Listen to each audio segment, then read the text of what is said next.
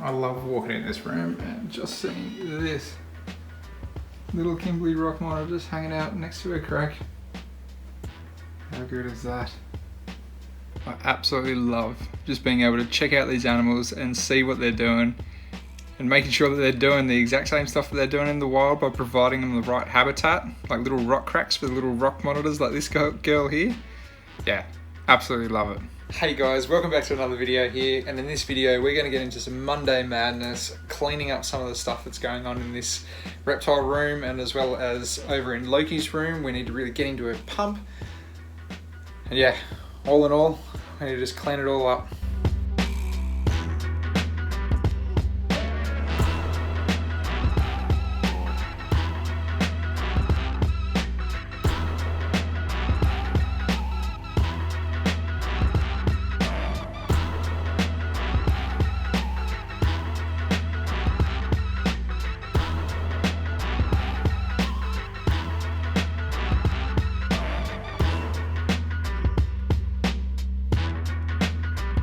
So as I said, we do need to get in and clean a few things up. I fed the goannas a bit of meat yesterday, so I just need to clean up whatever they haven't eaten.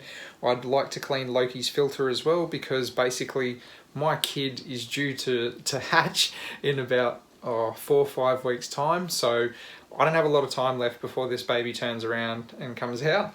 And I know it's going to be shell shock for me as to what to do and all that sort of gear, because it's my first kid.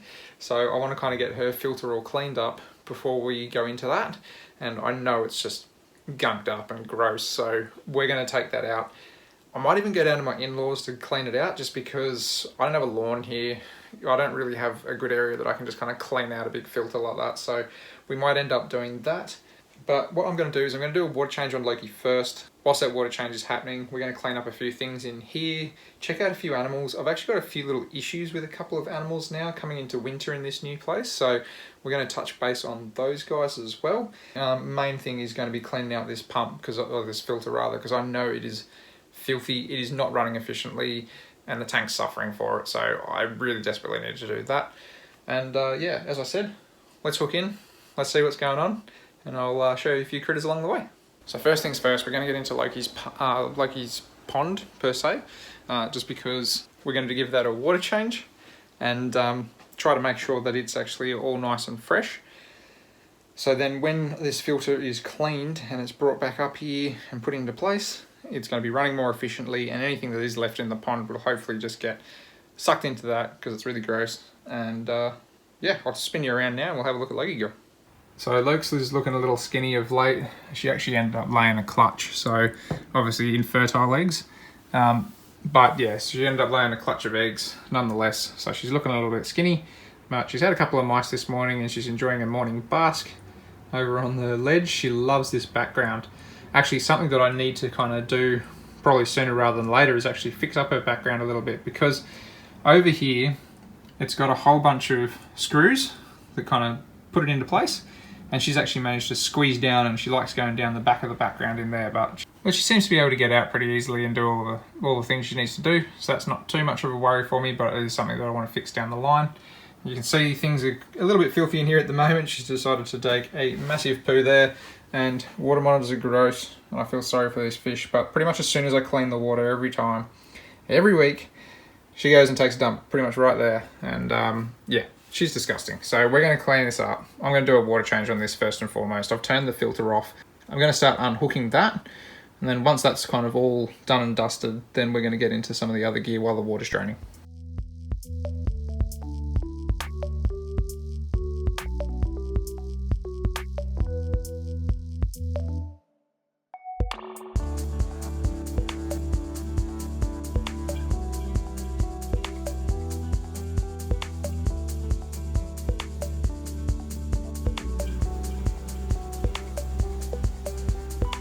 Okay, so while that's happening, I actually want to get in and give Loki's bit of a platform, a bit of a scrub with a brush.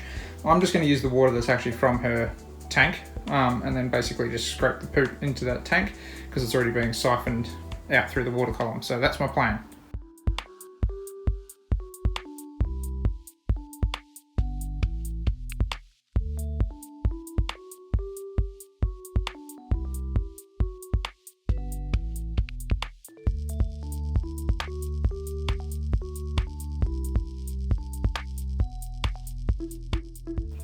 Well, while that's draining away, doing its thing, you can see that I've just taken the pump and the spout out there too. So that runs around the back of the enclosure, right down here and into the filter, which is just behind here.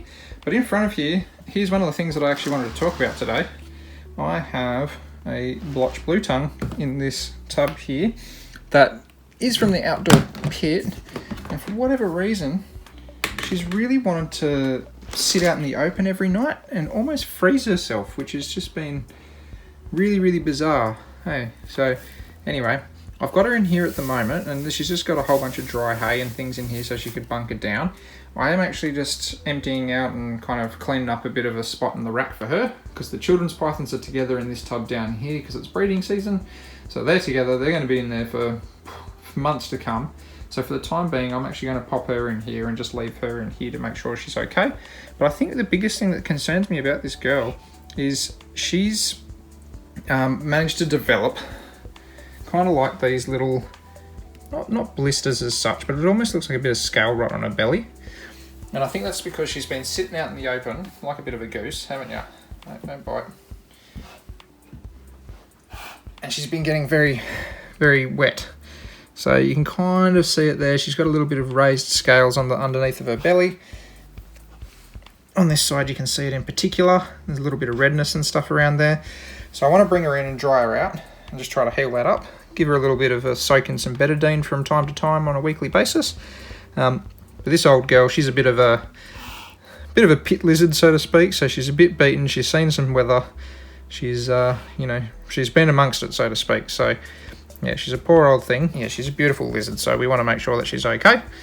And that's what I'm planning to do, is just keep her in here probably for the season. I keep trying to put her out there, but she keeps just trying to sit out in the open in that manner that I tell you about, and that's just not ideal. I don't want her to end up hurting herself or doing anything too bad to herself. Probably one of the only other animals I'm having some issues with at the moment is actually my male green tree python. He seems to be having a bit of a dry shed. So I actually put him in with the Hatchie green tree python rack not too long ago and just kind of put him in a tub that was a bit soaked with some wet paper towels just to see if I could loosen up the shed a little bit. And just this morning I've just popped him back in his enclosure here to see if he wants to actually kind of climb around and see if he can get it off. So I'm just going to kind of monitor him over the day and over the next couple of days and see what happens. If not, I might have to sort something out and give him some sort of help there. But I don't like kind of sitting there and pulling shed off animals. I like for them to be able to get it off themselves. And he's a bit funny like this. Sometimes in winter he seems to get it where the air must just dry out too much for what he likes. So he tends to have a little bit of issues during winter when he decides to shed. On the other hand though, Midori girl is looking solid as ever. She's packed the weight back on. She's almost got fat wrinkles back. She's been able to get that weight back on from last year's breeding season. Now, I am sort of slowing down on the food with her as well, obviously being cooler weather again. I don't want to kind of overdo it. But in the same token, I'm not going to breed her this year. I think that'd just be silly for me to kind of give it another attempt. I think she'd go. I know the male wants to go, but at the same time, I don't think it's fair on her, so I want to give her the year off and see if we can just kind of replenish those restores and get her right back to where she should be before she ends up taking the plunge again next season. I mean, on top of all that too, I'm going to have my own kid to look after this year, so I'm kind of hoping not to get too many babies out, so to speak, because, yeah, I'm not going to need that same sort of workload. Okay, so the plan of attack is now to get into this here filter. I'm going to need to undo the inlet and the outlet portion there. In saying that, what I'm going to have to do is actually put probably some sort of bucket or a drum or something underneath there, because I reckon there's going to be a little bit of water in those lines, and probably a towel or two as well, just to try to make sure to soak up anything that's potentially going to flow out of there.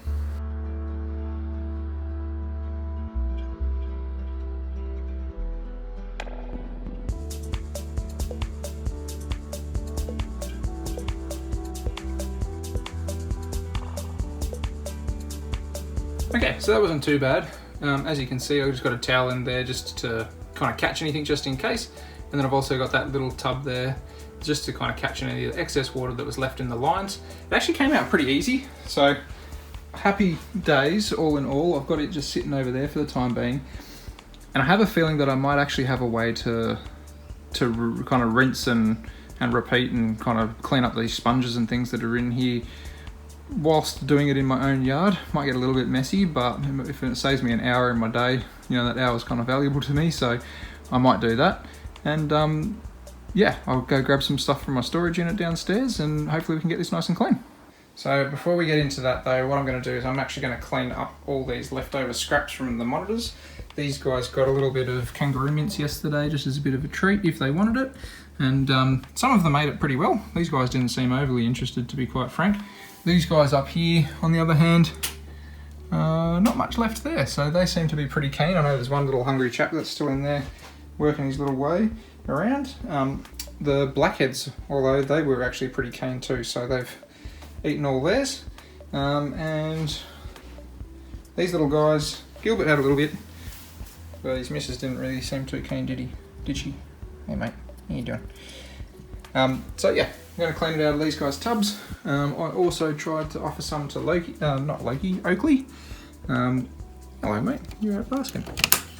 Look at you on a stick. That's the first time I've ever seen you on a stick. There you go. See new things every day. So he didn't seem overly interested, so there's a little piece over there that I need to get rid of, as well as the dwarf goannas, like the other little Gillen's monitors and stuff that are poking around. So I'm going to get hooked into that, clean these guys up and make sure they look all nice and fresh. Oh, so cool to see him basking out on a stick like that. Don't see why he wouldn't, but at the same time it's just not something I've seen before. So there you go.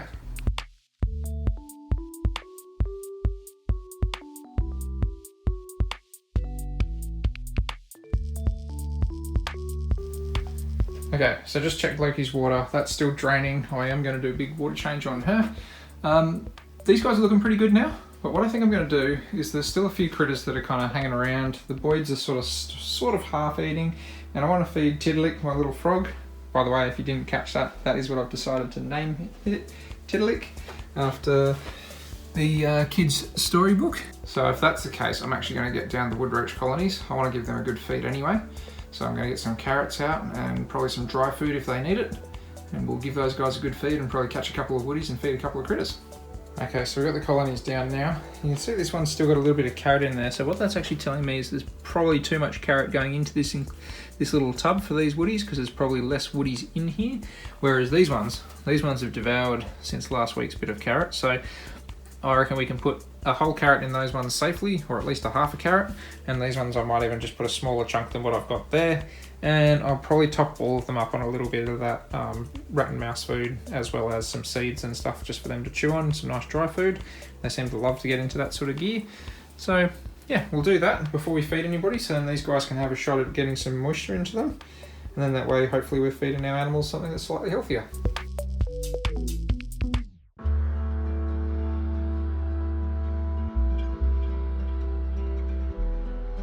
So while I am actually here, I managed to get some grapes out of the fridge. They're still doing that weird thing where they're nibbling on each other's ears and stuff. It's really doing my head in. So I don't know what they're doing that for, but I know a few of them have been having a few litters of late. So I don't know if it's like a whole bunch of squabbles over that, if there's a bunch of girls in there laying litters at the same time and things. But yeah, we'll see. I want to figure it out, but I can't seem to at the moment. And I don't have many people that are able to kind of give me any suggestions, which is kind of doing my head in a little bit. So I seem to be the first to be running into this issue, but yeah, we'll see. We'll get there one day.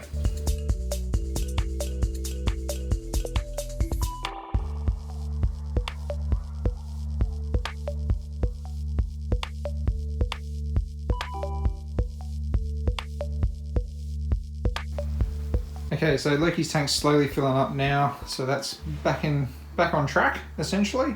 So whilst that's actually happening, I don't really want to leave my hose running and run down to my storage unit, so I'm still kind of waiting to do that. But what I might do is I might actually get in and do a bit of an algae scrub on the reef tank.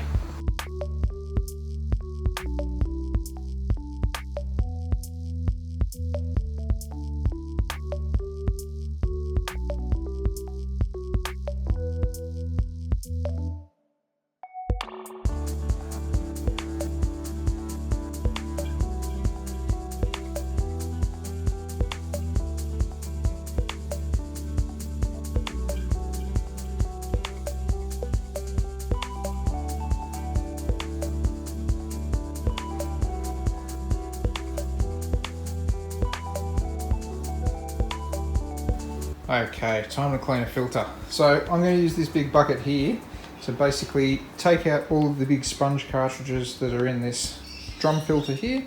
I'm going to try to use the hose out there down my drain to essentially just kind of like dilute all the sludge and wash it down the drain, and basically put it all back together. So I'm going to chuck a time lapse on for this, and we're going to do this in dechlorinated water as well. I've got some prime there, so that's what I want to try to do, is keep the bacteria alive when I'm washing out the filter in my bucket, and then basically pour any of the excess dirt down the drain, and then I'll flush it with the hose.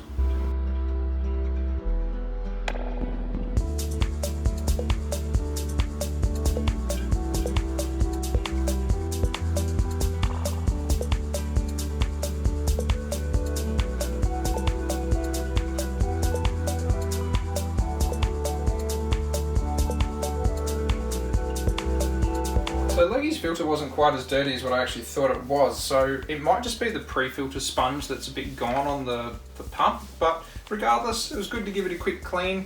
Now what I want to do is just dry everything down, just so if there is any leaks when I plug this all back together, I can see them a lot easier, rather than thinking that the thing's leaking and it's just an old water drip coming out of somewhere. But yeah, basically it's just a simple task of replacing it how it was in the first place, so this shouldn't take me too long. My hand's a bit gummy at the moment with something going wrong with it, so hopefully my left hand can tighten it up good enough. But yeah, we'll have a bit of a geese, hey? We'll chuck it in.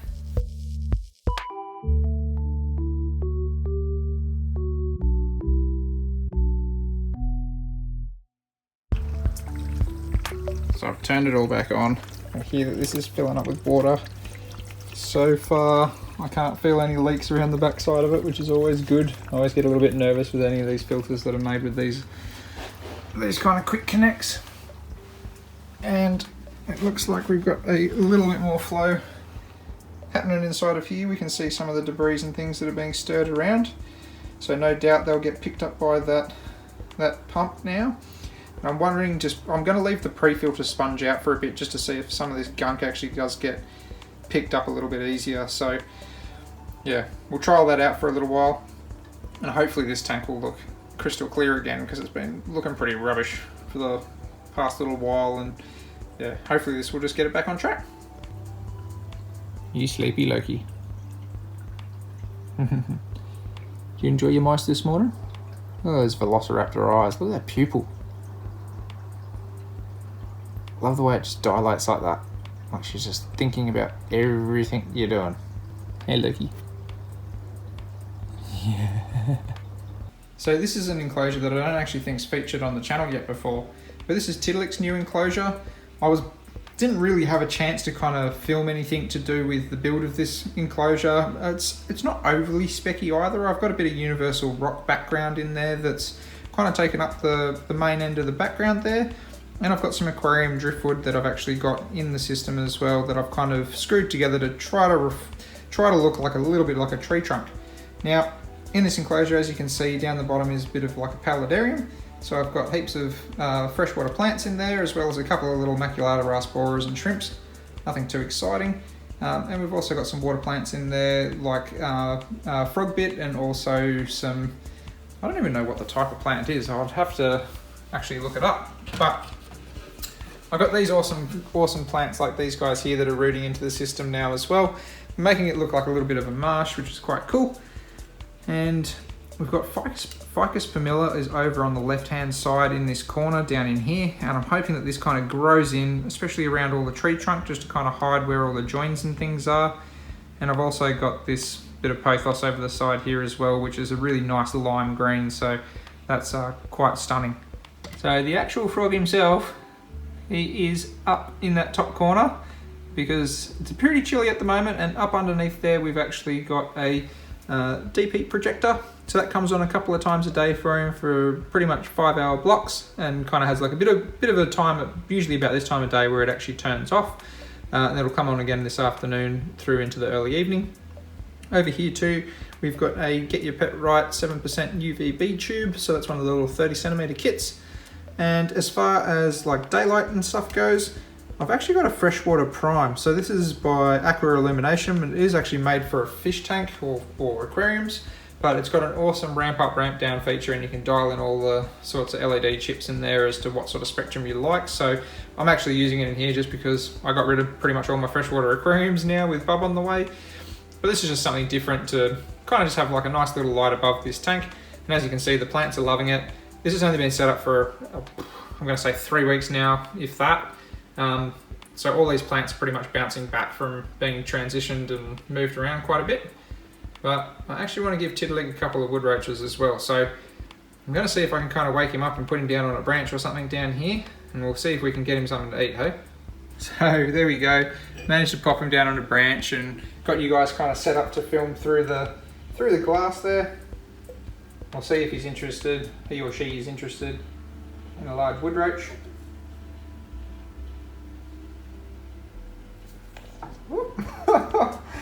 Oh no, you've fallen. Still managed to eat it on the way down. Did you get it down okay? You still got to finish it. What a fall. That is not how you want to wake up and have your breakfast. Sorry, mate. I wonder if they'd be interested in a smaller wood roach now.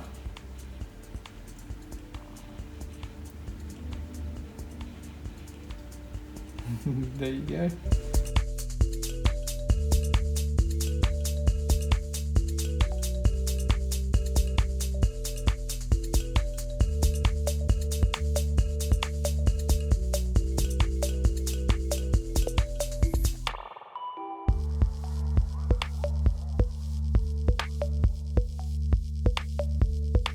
Okay, well, we'll see if these guys want to feed. These guys have been slowing down a fair bit. But in saying that, yesterday I saw them actually grab a couple of bugs that were on the ground floor. So I figured they might be a bit hungry. So we'll see if they want to have something to nibble on. Now the girl is right back over here. Come on. Didn't mind that at all. Well, seeing as you got a big one, we've got to give the boys some more to make up.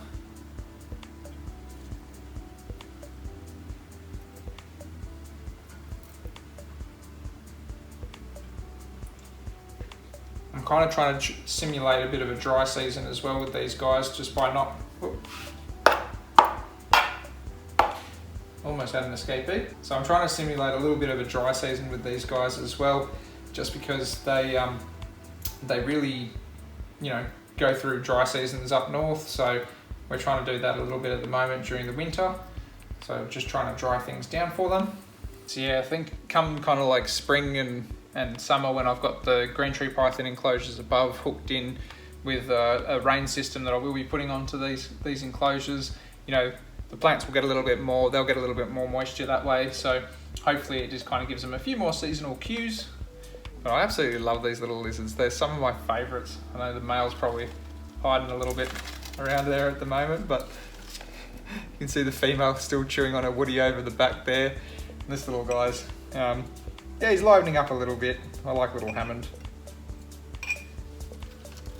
Got another one, mate?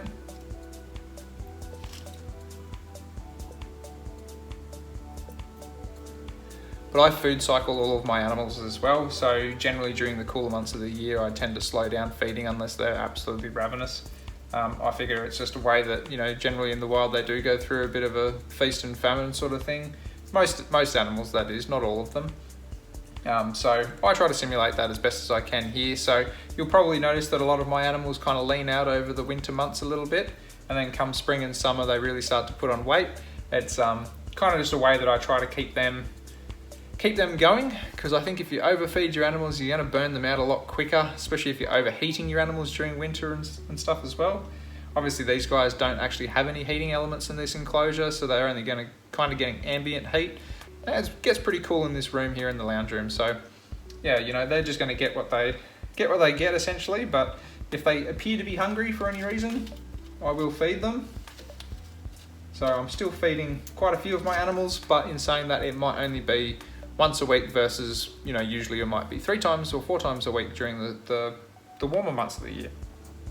So it just depends. There's a lot of factors in place. But it's good fun, and I love doing this. I love spending a day by myself just hanging around with these guys and seeing what they're up to, checking in on them, making sure they're doing okay. Because I'm generally pretty busy during the week, so I kind of only get fleeting glimpses to make sure that everybody's okay. And then these sorts of times I really kind of spend the effort and hook in, see what's wrong, see what I need to fix, all that sort of gear. And yeah, just check in with these little guys. Alrighty guys, I'm going to leave it there and love you and leave you. It has been a fun day cleaning up all this stuff, but I'm going to go and relax because it's a bit of a miserable day. So no bushwalking this week for me. So guys, don't forget to like the video, drop a comment down below, make sure to go and check me out on Teespring and Patreon as well, and subscribe. Please subscribe to the channel as well. That's the best way you can actually help me out and support the channel. Alrighty guys, until the next one, take it easy.